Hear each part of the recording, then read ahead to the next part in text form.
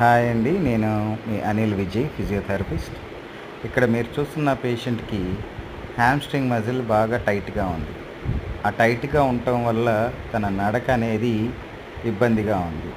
So, ఇక్కడ మనం dry kneeling treatment వల్ల ఆ హామ్‌స్ట్రింగ్ ఏదైతే గట్టిగా ఉందో దాన్ని లూజ్ చేస్తున్నాం. అది లూజ్ చేసిన తర్వాత అతని నడక నార్మల్‌గా ఉంది. సో, ఈ ట్రీట్మెంట్ మా క్లినిక్ వద్ద లభిస్తుంది.